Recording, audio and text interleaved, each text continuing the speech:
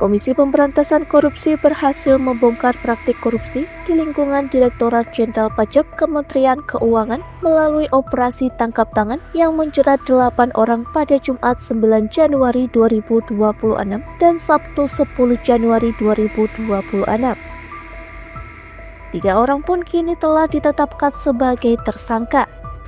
Mereka adalah Kepala KPP Madya Jakarta Utara Dwi Budi Iswahyu, Kepala Seksi Pengawas dan Konsultasi Agus Saifuddin, serta anggota tim penilai Askop Bahtiar. Pelaksana tugas Deputi Penindakan dan Eksekusi KPK Asep Guntur Rahayu menuturkan pada mulanya ditemukan potensi kurang bayar dari PTWP terhadap pajak bumi dan bangunan atau PBB periode 2023 sebesar 75 miliar rupiah. Angka tersebut keluar saat PTWP menyampaikan laporan wajib pajaknya dalam kurun September-Desember 2025 di KPP Madya Jakarta Utara. Saat PTWP mengajukan sanggahan agar besaran pajak dapat diringankan, salah satu tersangka Agus Saifuddin meminta PTWP untuk membayar all-in. Pembayaran all-in ini mencakup besaran pajak yang harus dibayar dan imbalan untuk mengurangi besaran pajak yang harus dibayar. Saat itu, Agus disebut meminta PTWP membayar all-in sebesar 23 miliar rupiah. Rinciannya 15 miliar rupiah sebagai besaran pajak yang semestinya 75 miliar rupiah. Lalu 8 miliar rupiah sebagai imbalan untuk pengurangan pajak. Jadi disampaikanlah dari pemeriksa ini kepada PTWP, Anda ya kekurangan bayar 75 miliar. Nah, kemudian dari PTWP melakukan sanggahan. Menurut perhitungan PTWP itu jumlahnya tidak 75 miliar gitu ya.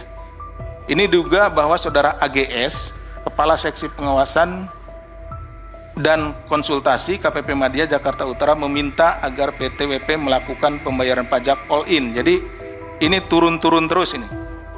Jadi ada disampaikan 75 miliar, kemudian disanggah tidak 75 miliar, gitu kan?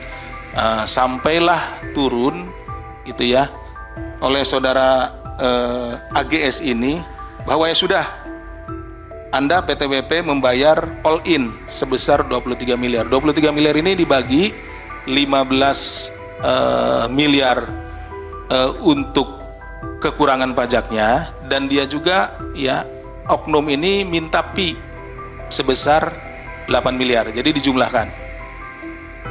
Namun dari permintaan imbalan 8 miliar, PTWP hanya sanggup membayar 4 miliar rupiah hingga akhirnya kesepakatan terjadi pada Desember 2025. Setelah itu, tim pemeriksa akhirnya menerbitkan surat pemberitahuan hasil pemeriksaan atau SPHP dengan nilai 15,7 miliar rupiah.